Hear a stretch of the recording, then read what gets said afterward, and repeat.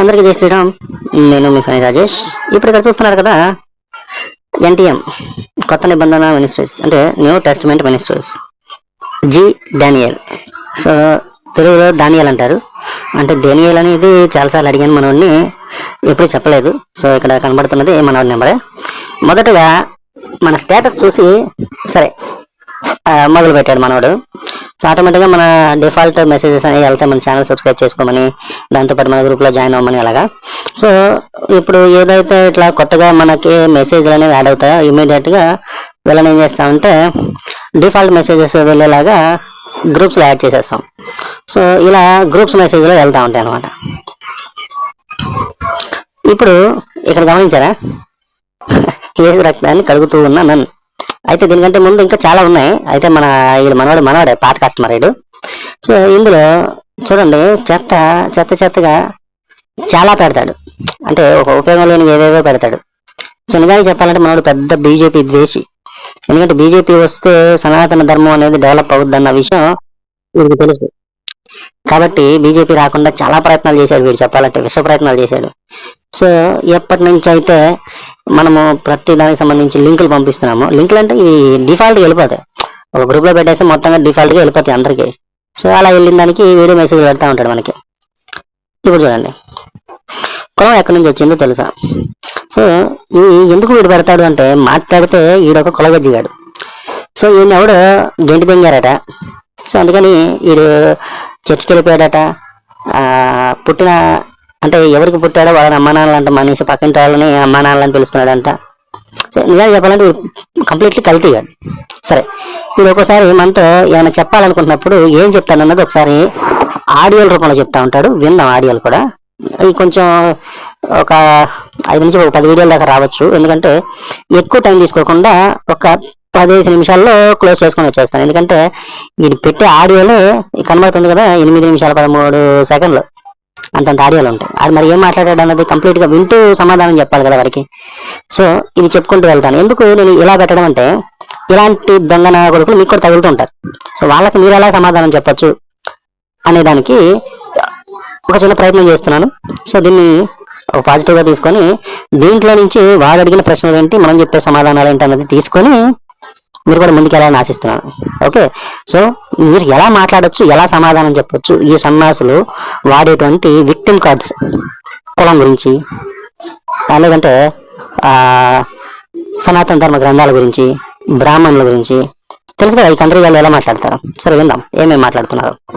వీలైతే ఆమె కూడా షేర్ అయ్యేటట్టుగా మరి దయచేసి చేరేటట్టుగా షేర్ చేయండి. అమ్మా తల్లి, మీరు ఎవరో కానీ నాకైతే అడిగలేదు, మొత్తానికి బీజేపీ క్యాండిడేట్గా ఉన్నట్టుండవు.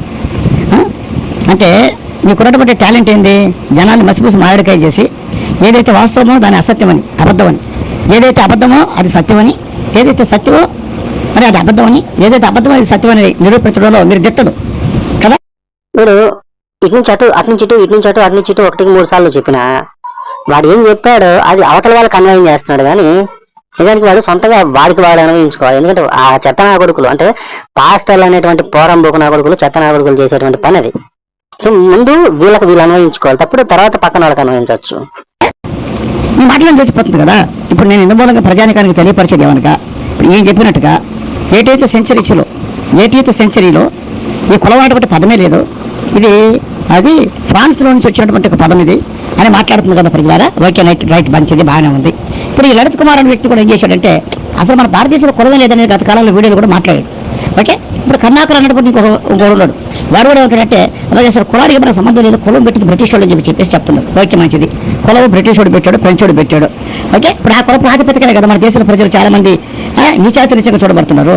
అది మన భారతదేశానికి సంబంధించినంత కానప్పుడు, ఎస్పెషల్లీ హిందూ మతానికి సంబంధించినటువంటి పదం కానప్పుడు, కులం అనేది హిందూ మతంలో కులవే అన్నటువంటి పదం లేనప్పుడు, కులానికి ఈ భారతదేశానికి ఈ హిందూ మతానికి సంబంధమే లేనప్పుడు ఏమండి మరి ఎందుకు కుల సంబంధమైన వర్గీకరణ చేస్తున్నారు? ఇప్పుడు అది భారతదేశానికి సంబంధించింది కాదు, అది హిందూ సమాజానికి సంబంధించింది కానప్పుడు ప్రజలాగా వెళ్తే కూడా గమనించాలి. ఇప్పుడు దాన్ని ప్రాతిపదికగా చేసుకొని వాడు విభజించి పరిపాలించే మనస్తత్వం కలిగాడు దొంగ. మనకి కులాలు పెట్టి మనల్ని విభజించాడు, మనందరూ ఒకటే ఐకమత్యంగా ఉండాలా. అదే సహోదరుల ఐక్యత కలిగిన సూచుత ఎంత మేలు, అది ఎంత. సో గుర్తుపెట్టుకోండి, కులం అన్నది డివైడ్ అండ్ రూల్ పాలసీ ద్వారా ఆనాడు చేసే చేతి వృత్తులను బట్టి ఏర్పడినటువంటి ఇవి ఏవైతే ఉన్నాయో వాటిని ఒక వర్గం కింద విభజించి వాటి మధ్యలో చిచ్చు పెట్టి డివైడ్ అండ్ రూల్ పాలసీ ద్వారా వాడు పాలించాడు బ్రిటిష్ వాడు అనేవాడు.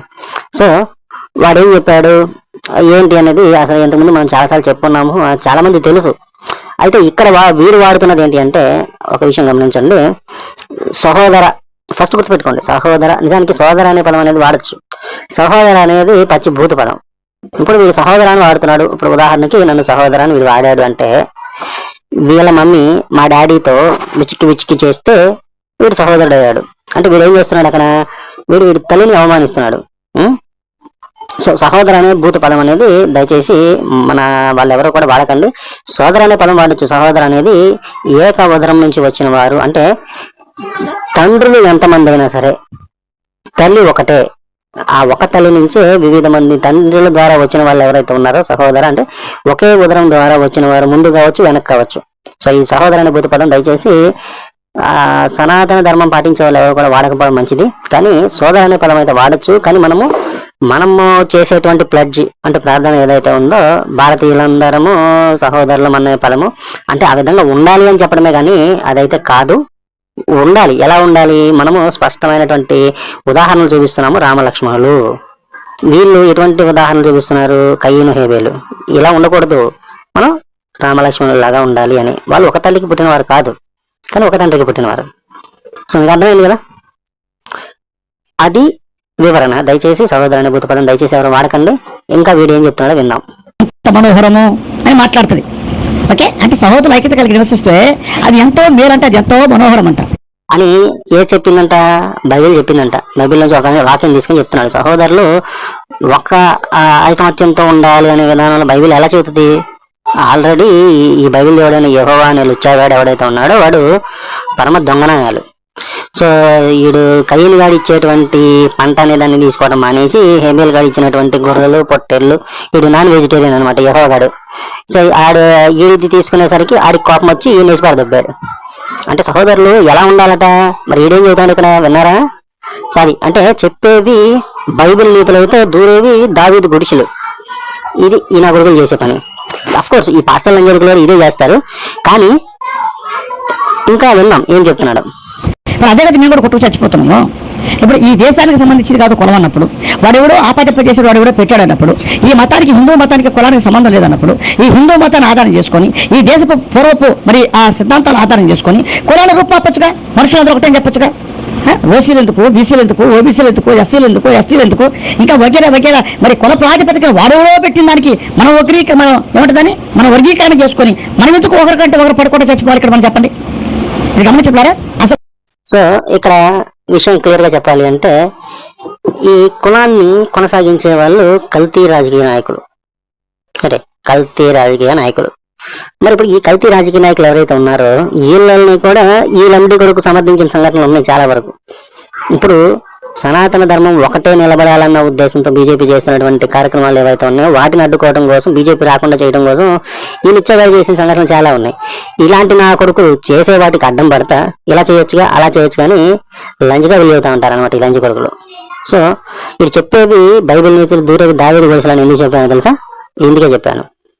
అసలు సోకాలు ఈ వ్యక్తులు కొలవేలేదని చెప్తున్న వ్యక్తులు ఇప్పుడు దాన్ని రూపుమాపి మనుషులందరినీ ఒకటి చేయొచ్చు కదా, మనుషులందరినీ ఒకటి చేయొచ్చు కదా, మనుషులందరినీ ఒకటి చేయొచ్చు కదండి.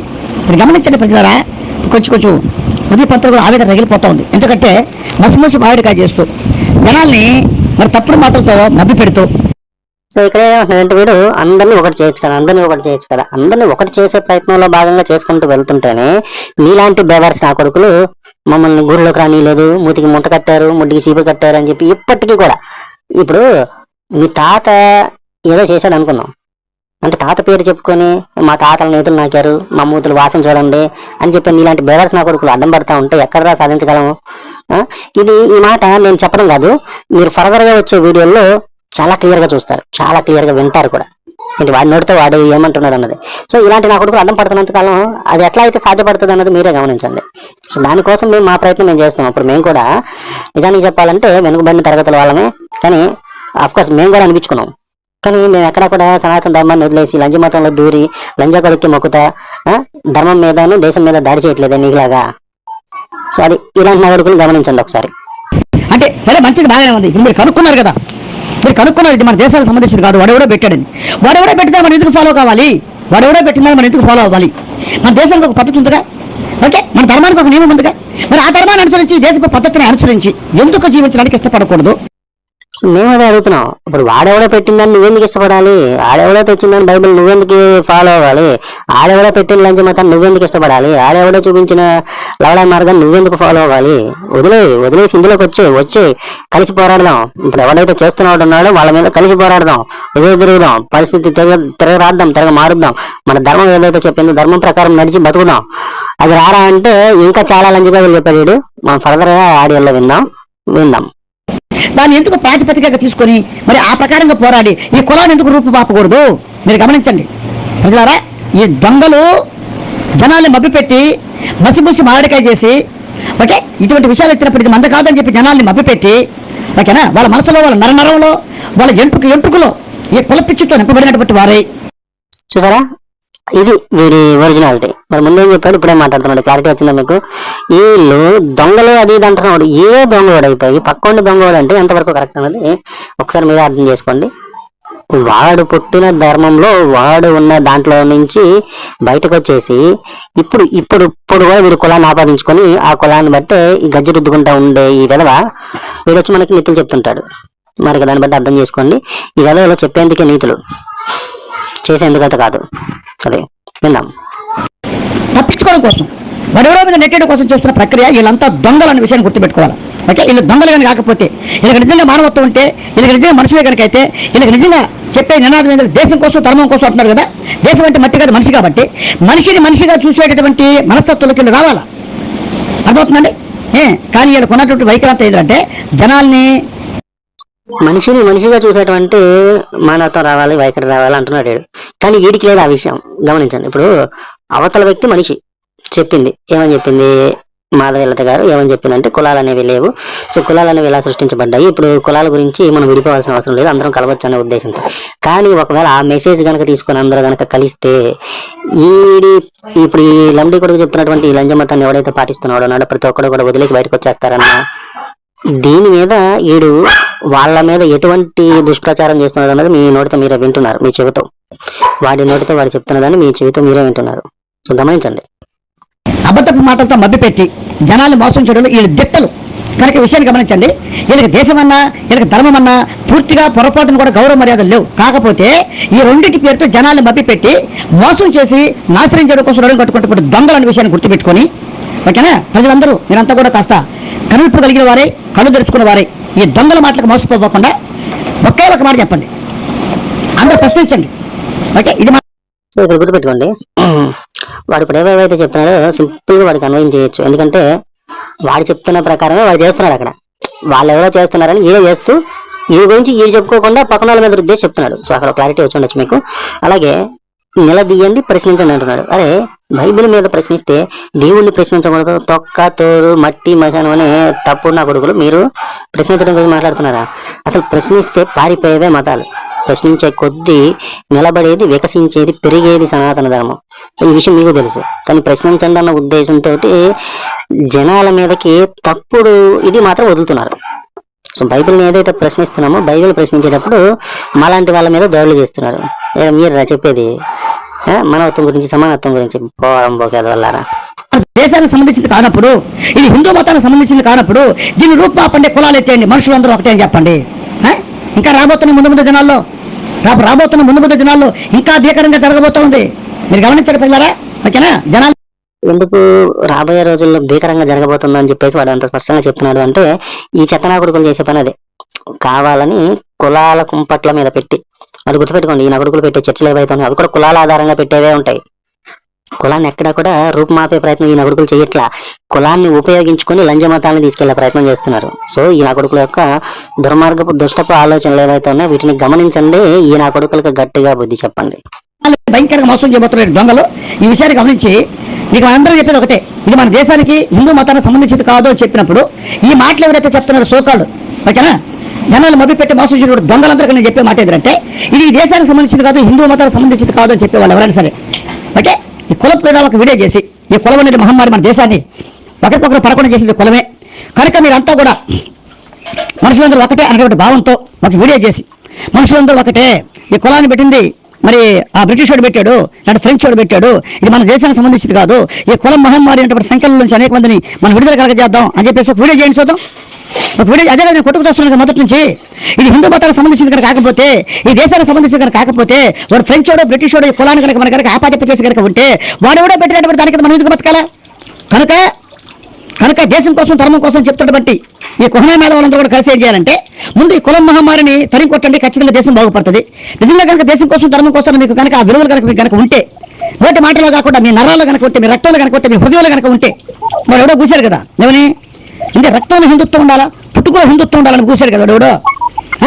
కనుక అదే మాట ఆధారం చేసుకొని మీకు ఊరికి నోటి మాటలో కాకుండా మీ హృదయ పంతరంగంలో ఓకేనా, ఇది దేశానికి సంబంధించింది కాదు, ఇది హిందూ మతానికి సంబంధించింది కాదు అని మీకు నిజంగా కనుక మీ నరాల్లో, మీ రక్తంలో, మీ జీవితంలో, మీ పుట్టుకలో కనుక ఉంటే ఓకే, కులము రూపుమాపబడాలి, ఈ కులం మహమ్మారి నుంచి విడిపించబడదాం, మనుషులందరూ ఒక్కటే అన్నటువంటి వీడియో చేసి చూద్దాం. అది చేయలేదు. ప్రజలారా మీరు గమనించండి, వీళ్ళంతా దొంగలు ఓకేనా, వీళ్ళకి కులాలు కావాలా ఓకే, వీళ్ళకి మతాలు కావాలా, ఈ కుల ప్రాతిపదికన జనాలు అణచివేయాలా, కాకపోతే అది గుర్తురానికుండా దాన్ని మభ్య పెడుతూ జనాన్ని మోసం చేయాలా, ఇది ఈ దొంగల యొక్క తంతు. ఈ విషయాన్ని మీరు గుర్తుపెట్టుకొని ఈ వాయిస్ అందరూ షేర్ చేయండి, అందరూ మేలుకొల్పబడండి, ప్రజలందరూ గుర్తెరగండి, సత్యాన్ని గుర్తెరగండి ఓకే. ఆ బానిస సంఖ్యల కింద బతకడం కంటే ఓకేనా, బానిస సంఖ్యల కింద బతకడం కంటే నా విషయాలు చచ్చిపోవడం బెటర్. పోరాడితే పోయేది ఏమి లేదు ఓకేనా, బానిస సంఖ్యలు పోతాయి. లేకుంటే ఈరోజు చేస్తే రేపు రెండు, పోరాడితే దొంగలందరూ అబద్ధాలు చెప్పి జనాలు విపరీతంగా మోసం చేస్తున్నప్పుడు యథార్థమైన హృదయం లేనివారు, దొంగలు, దోచుకునే వాళ్ళు, కుల పిచ్చితో మతాల మధ్యలో చిచ్చుపెట్టి దేశాన్ని నాశనం చేయడం కోసం పూనుకున్నటువంటి వ్యక్తులు ఈ దొంగ కుహనా మేధస్సుతో మాట్లాడుతూ జనాల్ని మోసం చేస్తూ ఉంటే యథార్థవంతులకు బాధ రాదండి. కనుక ఈ విషయాన్ని మీరు గమనించి ఓకేనా, ఈ దొంగలు చెప్పే మాటకు లోబడకుండా ఓకే, అందరూ సత్యాన్ని గుర్తెరగండి, వాస్తవాన్ని గుర్తెరగండి, తదుపరి వీలైతే ప్రశ్నించండి, ఈ దేశంలో కులం అనేటువంటి మహమ్మారిని తరిమి కొట్టండి. సో విన్నారు కదా. సో ఇక్కడ కులం అంటే ఇప్పుడు కులాల మధ్యలో కూడా రావాలి, ఇప్పుడు మళ్ళీ మతాలు ఎందుకు తీసుకొచ్చాడు, అందుకే నేను కావాలని పూర్తిగా వెళ్ళిచ్చాను. పూర్తిగా అంటే ఈ కులం అనే దాన్ని ఉపయోగించుకొని మతాల మధ్యలో చిచ్చులు పెడుతున్నారన్న ఉద్దేశంతో హిందువుల మధ్యలో చిచ్చు పెడుతూ ఈ లంబడి కొడుకు ఏం చెప్తున్నాడు అన్నది మీకు ఒక క్లారిటీ వచ్చి ఉంటుంది. అయితే పోయేదేం లేదు, బానిస సంఖ్యలు. నిజానికి బానిసలు అంటే ఎవరు మీరు గమనించండి. ఇక్కడ ఎవరైతే ఇది ఉన్న